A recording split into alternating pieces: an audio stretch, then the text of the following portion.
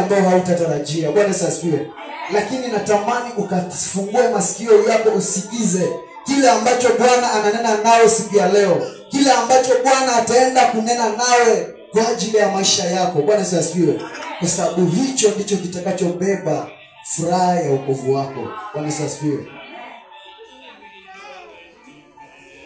Wafalme wa pili mlango wa 8 kuanzia mstari wa 1 hadi wa 6.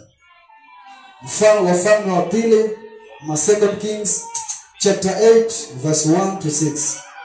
Kitabu cha Wafalme wa pili mlango ule wa 8 mstari wa 1 hadi wa 6. Nasema, basi Elisha alikuwa amemwambia yule mwanamke ambaye alimfufulia mwanawe, akasema, ondoka ukaende wewe na jamaa yako, ukae hali ya kigeni utakayoweza kukaa, kwa sababu Bwana ameita njaa, nayo itakuja juu ya nchi hii muda wa miaka 7. Akaondoka yule mwanamke, akafanya kama alivyosema mtu wa Mungu. Akaenda yeye na jamaa yake, akakaa katika nchi ya Wafilisti miaka 7. Ikawa miaka 7 ilipoisha, yule mwanamke akarudi kutoka nchi ya Wafilisti, akatokea amlilie mfalme kwa ajili ya nyumba yake na shamba lake.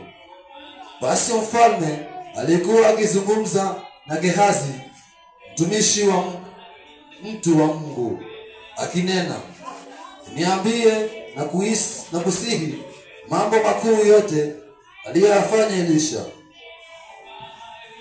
Ikawa alipokuwa katika kumwambia mfalme jinsi alivyomfufua mtu aliyekufa, tazama, huyo mwanamke aliyemfufulia mwanawe alimlilia mfalme kwa ajili ya nyumba yake na shamba lake.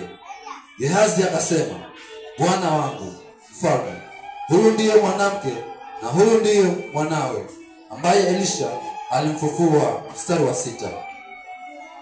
Na mfalme alipomuuliza yule mwanamke, yeye akamweleza.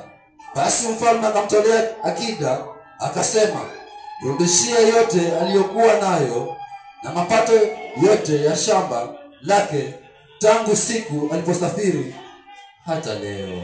Bwana asifiwe. Bwana asifiwe sana. Mtakatifu, mtakatifu Jehova Mungu shena mtawala. Nahitaji mwongozo wako Mfalme, ukaingie ndani yangu, ukaniongoze na ukatumie jinsi upendavyo. Kulileta neno lako na watu wako kafunguliwe na ukabarikiwe. Nitakase na unilinde katika kipindi hiki. Kwa damu yako na jina lako naomba nikiamini. Bwana asifiwe sana. Hizi ni habari za mwanamke, Bwana asifiwe, aliyetabiriwa na Elisha. Bwana asifiwe.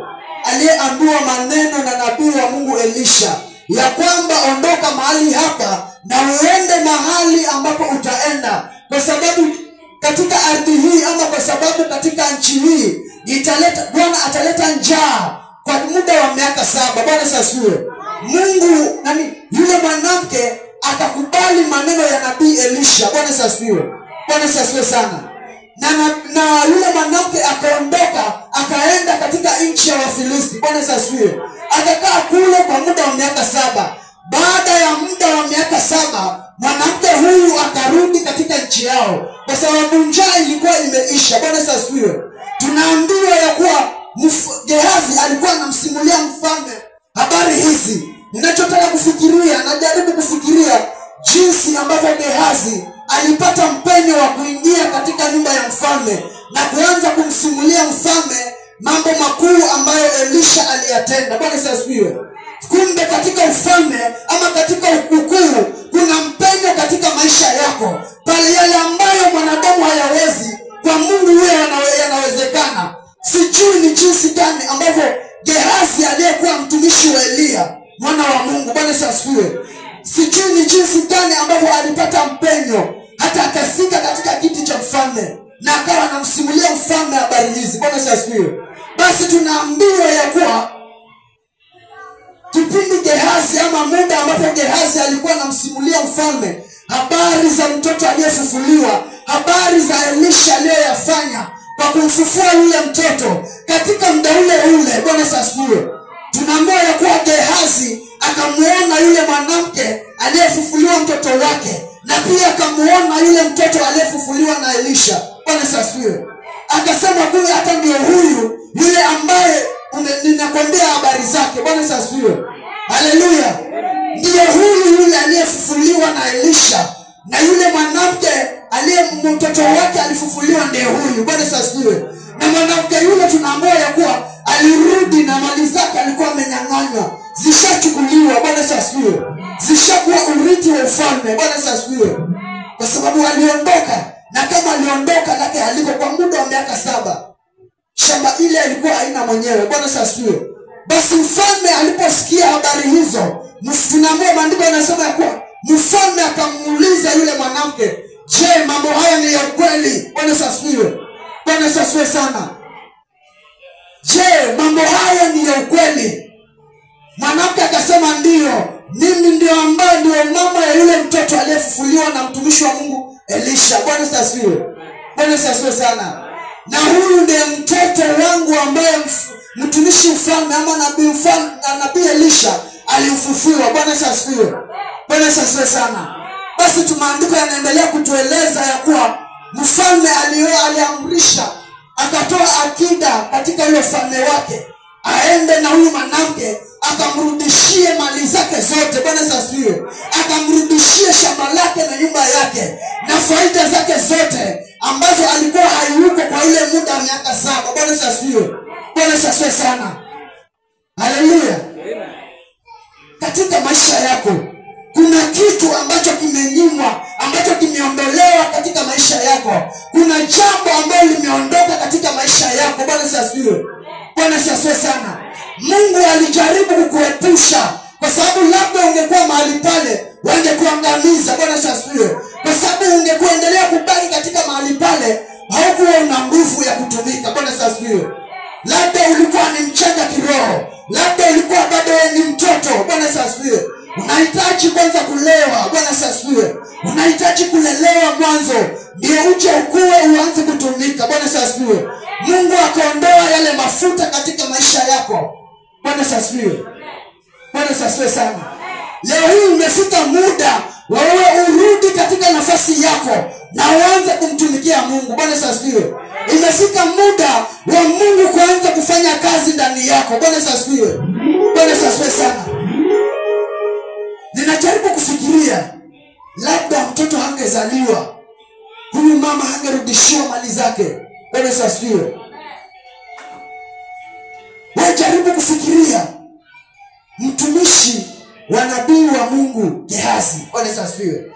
Gehazi ambaye alikuwa ni mtumishi wa nabii wa Mungu Elisha, jinsi alivyopata mpenyo hadi akamfikia Elisha, akamfikia mfalme na akaanza kumhadithia habari zile, mambo ya Mungu ambayo aliyafanya kwa kutumia mtumishi wake Elisha. Bwana asifiwe.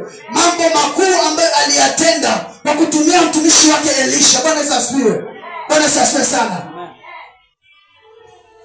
Kuna mambo ama kuna mahali ambapo unaona ya kuwa mahali hapa siwezi kufika. Bwana asifiwe. Unaona mahali hapa ambao wanadamu wanakuomba king'ang'ana katika mambo fulani ambao wanadhania ya kuwa hawezi kufika. Bwana asifiwe. Lakini jinsi Gehazi alivyopata mpenyo ama alivyopata kibali cha kuingia katika mfalme na kuzungumza na yeye, na mfalme kupata kibali cha kumsikiliza Gehazi, hivyo ndivyo utakapopata kibali katika maisha yako na upenye mahali ambapo wanadamu wanaona wewe ni ngumu, kwa sababu yale ambayo hayawezekani kwa mwanadamu kwa Mungu yanawezekana. Bwana asifiwe. Jambo lile ambalo kwa mwanadamu unaliona kuwa ni ngumu, kwa Mungu ni rahisi sana, mpendo. Bwana asifiwe. Bwana asifiwe sana. Jaribu kutafakari sahihi. Bwana asifiwe. Mzee Michael, ujaribu kutafakari. Mungu anitumie hapa nifufue wafu. Bwana asifiwe. Halafu kesho rais anataka kusikia habari ile. Unatamani uelezee watu jinsi Mungu anavyofanya kazi mahali hapa, jinsi Mungu alivyonitumia kwa kuletea ukombozi kwa watu. Bwana asifiwe. Kesho uingie katika nyumba ya mfalme, nyumba ya rais, president. Bwana asifiwe. Katika ikulu yake. Bwana asifiwe. Na pia rais apate kibali cha kukusikiliza. Bwana asifiwe. Bwana asifiwe sana. Uanze kumhadithia jinsi ambavyo Mungu alinitumia kuponya mama, alinitumia kufufua wafu. Bwana asifiwe. Bwana asifiwe sana. Unadhani ya kuwa ni jambo rahisi? Si rahisi wapendwa. Bwana asifiwe. Lakini Mungu anayaweza. Kwa Mungu ni rahisi. Jaribu kufikiria jinsi ambavyo Gehazi alipata mpenyo na akapenya katika nyumba ya mfalme na akaanza kumhadithia mambo yale. Bwana asifiwe. Sijui yule mama alikuwa mahali pale akilia kwa muda gani. Bwana asifiwe. Lakini nadhania ya kuwa sio mara yake ya kwanza. Alikuwa analia pale akidai haki yake. Bwana asifiwe. Lakini Mungu akaachilia mpenyo na akaachilia mlango. Bwana asifiwe. Mtumishi wa Mungu. Bwana asifiwe. Si mtumishi wa Mungu, mtumishi wa Mungu. Yaani alikuwa ni mtumishi wa Elisha, ambaye Elisha ni mtumishi wa Mungu. Bwana asifiwe. Nadhani umenielewa. Wale ambao kidogo ilikuwa na wakoroga. Bwana asifiwe. Bwana asifiwe sana. Akapata mpenyo na akapenya katika ule ufalme na akaingia na akaenda akaketi na ufalme, akaanza kumuelezea mfalme yale yaliyotendeka kwa mtumishi Elisha, jinsi Mungu alivyomtumia Elisha na kumfufua yule mtoto. Bwana asifiwe. Bwana asifiwe sana.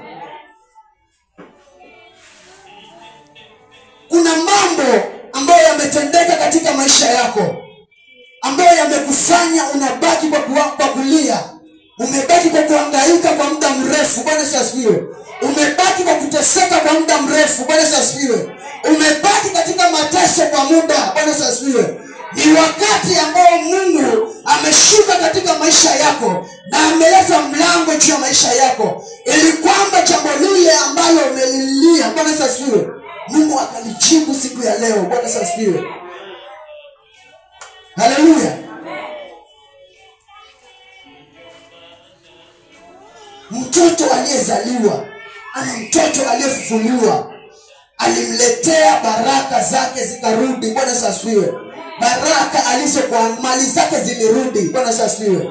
Na sio mali tu, bali faida pia ilirudi. Bwana asifiwe. Faida waliokuwa wanaitumikia mahali pale, kama walikuwa zile nyumba wamezikodishia wageni, zile pesa muda ule zilizokuwa zinatolewa kwa ajili ya wale wageni waliokuwa wanakaa pale, zilirudi katika maisha yake. Huyu mama aregeshwa pesa yake yote, aregeshwa mali zake zote. Bwana asifiwe.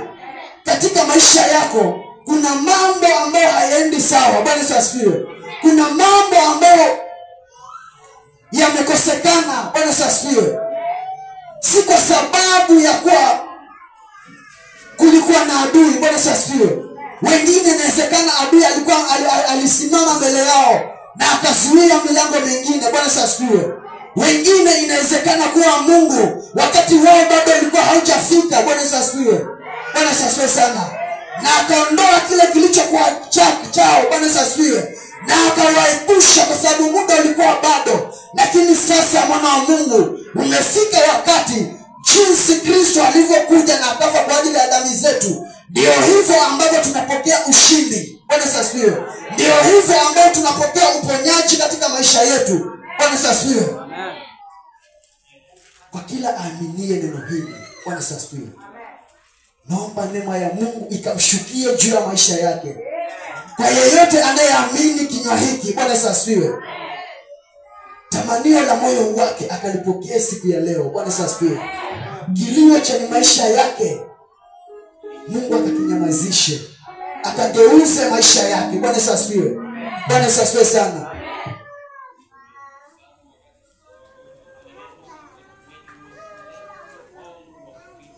Mtoto huyu alileta baraka na matumaini. Mtoto huyu alileta ukombozi wa mali zake zikakombolewa na zikarudi. Mtoto huyu alileta urejesho. Bwana asifiwe. Bwana asifiwe sana. jinsi ambavyo Kristo alikufa kwa ajili ya dhambi zetu na akafufuka, Bwana asifiwe, akabeba dhambi zetu ili sisi tukombolewe maisha yetu. Bwana asifiwe. Kama mwana wa Mungu alikufa kwa ajili ya dhambi zako, Mungu siku ya leo akukomboe kwa kiwango kikubwa sana. Bwana asifiwe. Kama unaamini Kristo alikuja kwa ajili yako, neema ya Bwana ishuke katika maisha yako na ikomboe maisha yako, iondoe laana yote, iondoe kila utasa ndani ya maisha yako, iondoe kila umasikini ndani ya maisha yako. Bwana asifiwe. Huduma iliyofungwa ikaregeshwe. Bwana asifiwe. Baraka zilizoondolewa katika maisha yako, Mungu anaenda kuzirejesha, kwa sababu mwana wa Mungu alilipa gharama zetu. Bwana asifiwe. Ndoa zilizotoka katika maisha yetu, Mungu anaenda kuzirudisha kwa jina la Yesu. Bwana asifiwe. Naongea na mtu ambaye ameteseka miaka mingi. Anasema, nimejaribu, nimeng'ang'ana katika maisha yangu, nimeng'ang'ana kwa bidii zangu zote, lakini katika mahali hapa bado sijavuka. Bwana asifiwe. Ninatamani neema ya Mungu siku moja ishuke ndani yangu, ili nami nikapate kuwa na furaha, ili nami nikapate kuwa na baraka. Bwana asifiwe. Mungu amenipatia mamlaka siku ya leo ya kurejesha chochote na kuamrisha anga zifungue kwa ajili ya maisha yako na kufungua baraka juu ya maisha yako. Milango ya baraka ikafunguke kwa yule anayeamini maneno haya. Bwana asifiwe. Ndoa irudi kwa yule anayeamini. Utasa utoweke. Magonjwa si sehemu ya maisha yako. Mwana wa Mungu alikufa kwa ajili ya maisha yetu. Mbona sisi tuteseke? Bwana asifiwe. Unanielewa? Amen. Kwa nini watu wa Mungu wahangaike? Tuishi katika maisha ya utumwa, tuishi katika maisha ya kufinyiliwa. Bwana asifiwe. Ninaongea na mtu ambaye anasema imetosha, jinsi nilivyoteseka, leo nimefika mwisho. Naomba Mungu ashushe msaada juu ya maisha yangu na aende abadilishe hali ambayo ninapitia. Bwana asifiwe. Abadilishe situation ambazo zinanipata. Magonjwa yamekuwa kawaida, magonjwa yamekuwa lifestyle. Bwana asifiwe. Bwana asifiwe sana. Je, unatambua kuwa Mungu anang'oa magonjwa sugu? Bwana asifiwe. Je, ushawahi soma nasikia kuna jambo ambalo Mungu haliwezi? Kuna mtu yeyote ambaye amesoma maandiko mahali fulani katika Biblia akaambiwa kuna mambo ambayo Mungu hayawezi? Bwana asifiwe. Kama yuko kwa ishara ya mkono, jambo lile ambalo anaona ya kuwa Mungu haliwezi. Bwana asifiwe. Basi kama mnaamini, kwa nini msipokee? Bwana asifiwe. Kama mnaamini, kwa nini msipate? Bwana asifiwe. Kama mnaamini, mbona mnateseka? Bwana asifiwe. Haleluya. Basi ukombozi ushuke juu ya maisha yetu na ututakase, ututawale. Mungu awainue na awabariki, na yote yaliyoibiwa katika maisha yenu yaregeshe maradufu na faida yake juu kwa jina la Yesu. Bwana asifiwe. Bwana asifiwe sana. Hakuna magonjwa kwa Mungu. Bwana asifiwe. Siku moja nikakaa mahali nikajiangalia mwili wangu, nikasema mimi nimefurafura sana. Bwana asifiwe. Nikajiona kuwa nimenona sana, lakini jinsi ninavyoendelea kunona, Bwana asifiwe. Bwana asifiwe sana. Watu wa Mungu ndivyo wanavyoendelea kuteseka. Bwana asifiwe. Jinsi ninavyojiona kuwa ninanenepa, ndivyo matatizo watu wa Mungu wanaendelea kuingia katika matatizo, wanaendelea kuangalia katika magonjwa, wanaendelea kuelekea katika dhambi. Bwana asifiwe. Na unajua inafikia mahali Mungu naye anakujibu kwa dharau. Mungu anasema wewe endelea kunona tu na watu kule wanaumia. Bwana asifiwe. Endelea kunenepa na watu kule wanahangaika. Bwana asifiwe. Bwana asifiwe sana. Endelea kule ukishiba na watu kule wanateseka, watu wangu wanateseka. Bwana asifiwe. Nikasema hii inaweza, Mungu anaweza geuza hayo mateso na akaja juu yangu nisiposimama. Bwana Yesu asifiwe. Bwana Yesu asifiwe sana. Bwana Yesu asifiwe sana. Haleluya. Kama Mungu amekuita kwa jina lake, Bwana Yesu asifiwe, kwa nini usisimame na ukaacha mambo yote na ukamwelekea yeye? Haleluya. Mungu ameweka kitu ndani ya maisha yako kitakacholeta ukombozi kwa wengi, kitakacholeta baraka kwa wengi, kwa maisha ya wengi. Lakini unakuta mtu amekaa tu na akisubiri. Bwana Yesu asifiwe. Bwana Yesu asifiwe sana. Kama yuko mtu anayewa aimishe mkono. Bwana Yesu asifiwe. Bwana Yesu asifiwe sana. Amka na uanze kuleta ukombozi kwa wengi mzee. Mungu ameweka kitu katika maisha yako. Wakati utakaposimama, Mungu ataanza kuwasha taa juu ya maisha yako. Kwa sababu taa lile liko ndani yako. Ni taa ambalo litaleta ukombozi kwa wengi. Bwana Yesu asifiwe. Wakati ule utaanza kuwajibika kumwelekea Mungu. Utaanza kushika ngao yako mbele za Mungu na kufukuza mapepo. Hakika mapepo yatang'oka na yataenda kabisa. Bwana Yesu asifiwe. Bwana Yesu asifiwe sana. Wengi wanaitwa kwa ishara, unaonyesha miujiza. Bwana Yesu asifiwe. Mungu anakupitia katika ndoto. Wewe ni mtu wa aina hii. Bwana Yesu asifiwe. Na ni wakati wako ukaanze kutumika. Ndio baraka zile zikarudi katika maisha yako. Bwana Yesu asifiwe. Wewe fikiria ukiendelea kukaa hapo na wewe ni silaha. Bwana Yesu asifiwe. Ukiendelea kukaa hapo na wewe ni kifaa, ni guruneti. Bwana Yesu asifiwe. Ambao linalipua ngome za wachawi, ambao linalipua ngome za devil worshiper, linalipua ngome za waganga. Bwana Yesu asifiwe. Na umekaa tu. Bwana Yesu asifiwe. Hizi shuhuda ambazo nazisikia hapa, mtu alikuwa amefura mguu, nyoka ilikuwa imemwingia, roho ya nyoka ilikuwa imemwingia na akaombewa na akapona. Zitabaki tu kuwa katika, utabaki tu kuzisikia. Bwana Yesu asifiwe. Na magonjwa yataendelea kukupiga. Bwana Yesu asifiwe.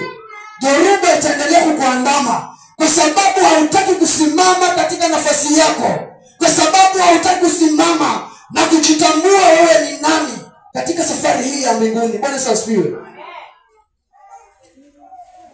Bwana Yesu asifiwe sana. Siku moja nikamuuliza Mungu, nikamwambia Mungu, naomba tu unionyeshe hili ni kanisa la aina gani. Bwana Yesu asifiwe. Kwa wakati huu. Bwana Yesu asifiwe. Bwana Yesu asifiwe sana. Na unajua Mungu ni mwaminifu. Wapendwa,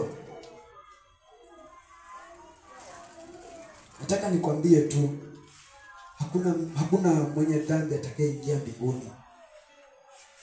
There is no heaven for sinners. It's only the righteous. Ni kwa watakatifu peke yao ndio watakaoingia mbinguni. Hebu jaribu kutafakari yale mambo ambayo unayatenda, ambayo yamekufanya ya kuweke mbali na Mungu wako. Bwana Yesu asifiwe.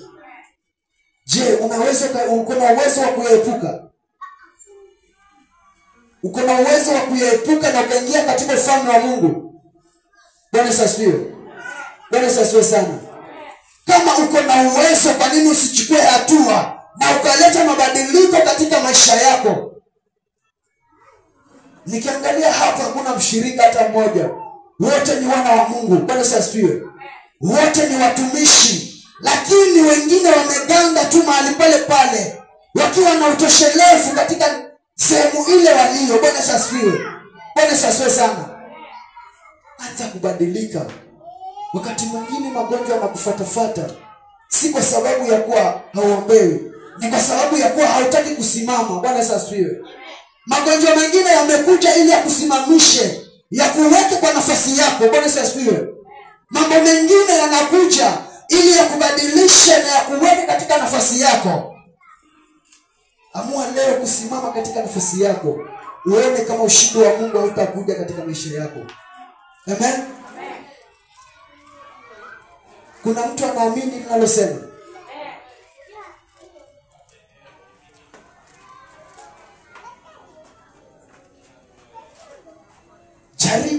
geuka mbele ya kumgeukia Mungu. Acha ile njia ambayo inaenda mbali na Mungu. Bwana asifiwe. Acha lile jambo ambalo linakutenganisha pamoja na Mungu wako. Bwana asifiwe. Kwa sababu ukiendelea kuwa katika ile hali, ni Mkristo, unatumika katika madhabahu, lakini dhambi ya usherati imekukamata. Bwana asifiwe. Ni Mkristo, unatumika katika neno la Mungu, lakini roho, tamaa za mwili zinakukamata. Bwana asifiwe. Utaingia mbinguni? Maandiko katika kitabu cha Maombolezo anasema kuwa, nadhani Maombolezo 3 kuendelea hapo, anasema zichunguzeni roho zenu na mumgeukie Mungu. Bwana asifiwe. Chunguza roho yako na mgeukie Mungu. Bwana asifiwe.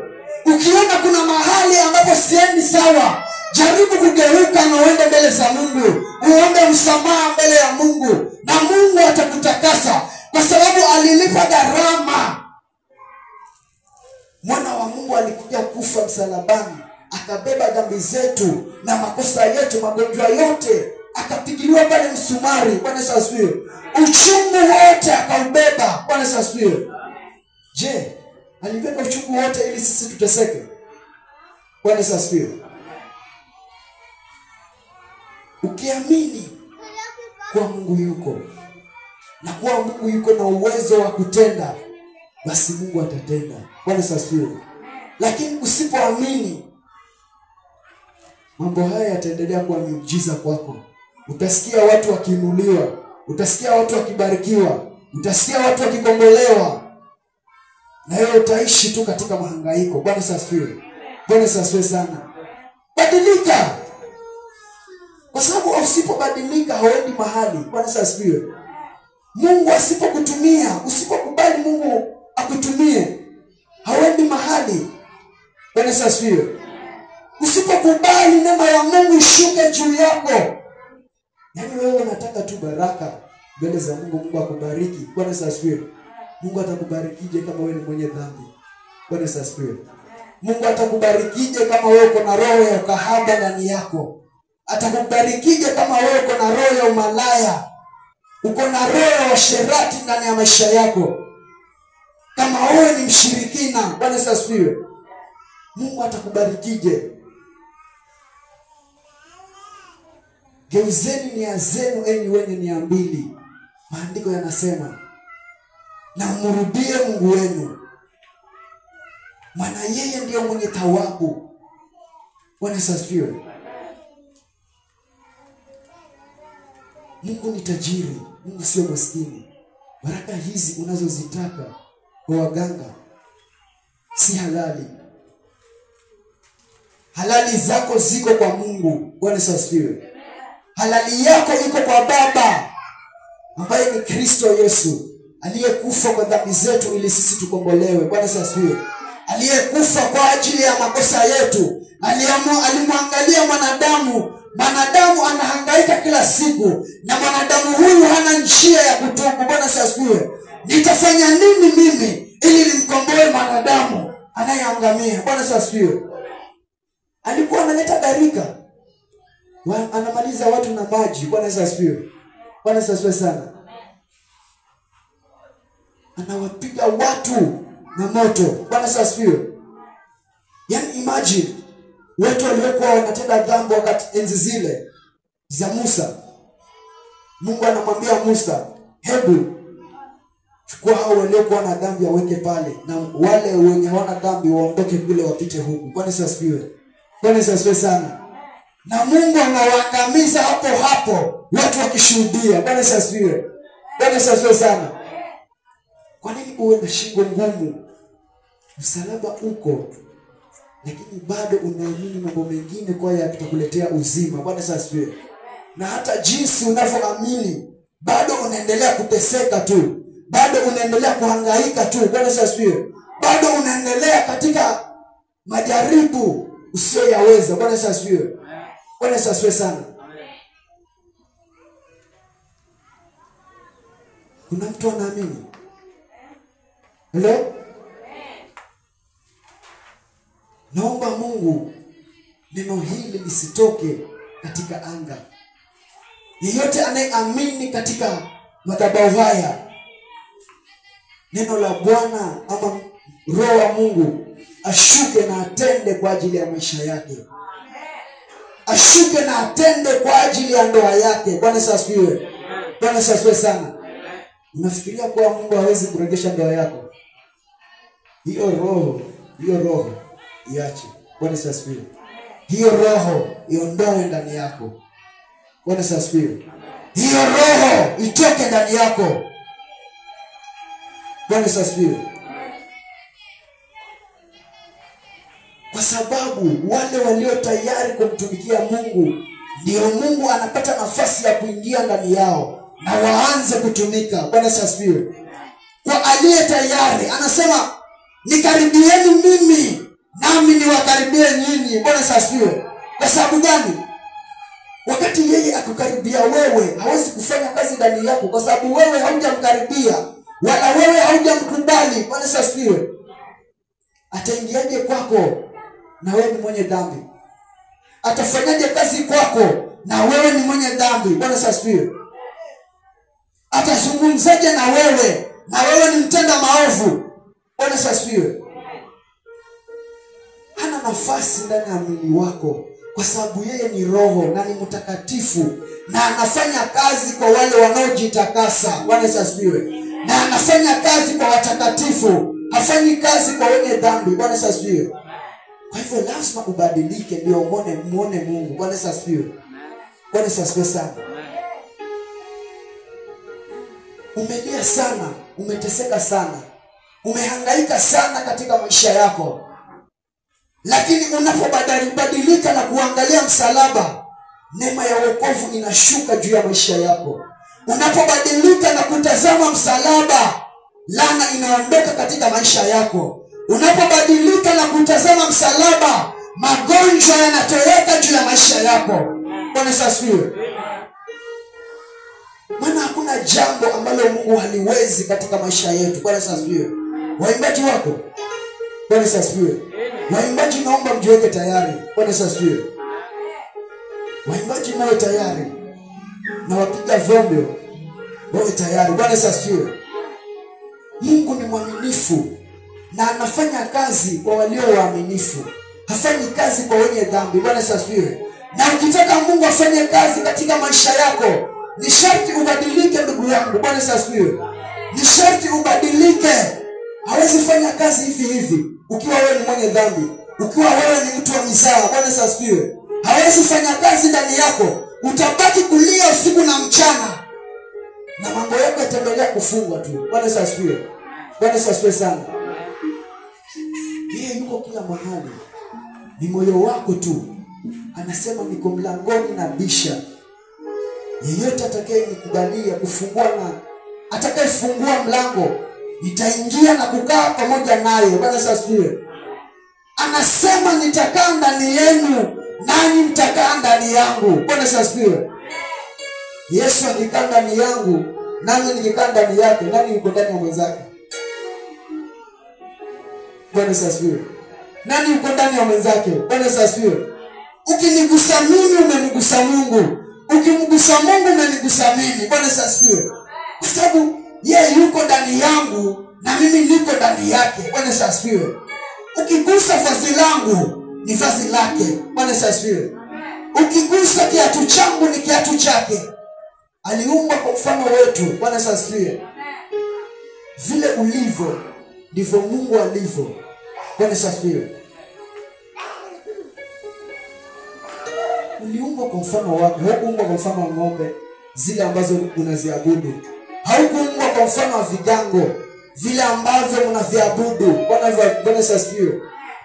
Hamkuumbwa kwa mfano wa sanamu zile mnazoziabudu kule, ama zile baba zenu walizokuwa wanaziabudu. Mliumbwa kwa mfano wa Mungu. Hivyo inawapasa mtukuze Mungu kila siku, kila saa na kila dakika. Yeye ni Mungu mwenye wivu ndani ya maisha yetu. Bwana asifiwe. Bwana asifiwe sana. Na kama yeye ni Mungu mwenye wivu, unadhania kuwa utafanya jambo juu ya maisha yangu wakati ninaamini mahali pengine. Pole sana. Bwana asifiwe. Bwana asifiwe sana. Mungu hawezi fanya jambo kwa maisha yako kama uko na njia nyingine ya kutumia. Kama unafikiria njia nyingine ya kutumia na unatarajia Mungu afanye jambo ndani yako. Bwana asifiwe. Bwana asifiwe sana. Ni lazima ufute zile njia zingine, ndio Mungu akabaki kuitwa Mungu katika maisha yako, naye ataenda kuonekana katika maisha yako. Bwana asifiwe. Bwana asifiwe sana. Waimbaji, Bwana asifiwe. Bwana asifiwe sana. Waimbaji, tusonge hapa mbele. Waimbaji, tusonge hapa mbele. Leo ni siku ya, tuko na mambo mengi ya kufanya mbele yetu, lakini tu kwa yule aaminie, wakati na majira haya Mungu aende kufanya jambo katika maisha yako. Wakati na muda huu Mungu aende kuachilia nguvu katika maisha yako. Bwana asifiwe. Wakati na majira haya ambayo kila mmoja ataenda mbele za Mungu, peleka lile hitaji lako kwa Mungu, na yeye Mungu wa majeshi anaenda kuonekana katika maisha yako. Mungu wa mbinguni anaenda kujibu maombi yako na anaenda kutawala. Bwana asifiwe. Kwa damu ya mwana kondoo iliyomwagika pale msalabani, inaenda kumwagika katika ile tatizo lako, na linaenda kufutika ulisahau katika moyo wako na katika maisha yako. Tusimame. Bwana asifiwe. Tusimame mbele za Mungu. Wakati wimbo wa kuabudu utakapoikuwa unaimbwa, ningetamani uende mbele za Mungu na utafakari jinsi gani ambavyo Mungu umesababisha mambo katika maisha yako ambayo umemfanya Mungu asifanye kazi juu yako. Mambo yale ambayo yamefanya Mungu kutojibu maisha yako. Bwana asifiwe. Kutoleta jibu katika matatizo yako. Bwana asifiwe. Mungu ni mwenye nguvu na ni wa rehema katika maisha yetu, na anaenda kujibu kwa wakati, yeye achelewe. Bwana asifiwe. Bwana asifiwe sana. Anaenda kuonekana katika maisha yetu na anaenda kutenda mambo ya ajabu kwa wale pekee wanaoamini neno hili, na kwa yeye alikufa kwa ajili ya dhambi zetu, ya kwa yeye alikuja kwa ajili ya dhambi zetu, kuondoa laana kwa wanadamu. Bwana asifiwe. Kuondoa mateso juu ya wanadamu. Bwana asifiwe. Bwana asifiwe sana. Ningependa tukapate wimbo wa kuabudu. Wimbo wa kuabudu, ama Mungu tayari?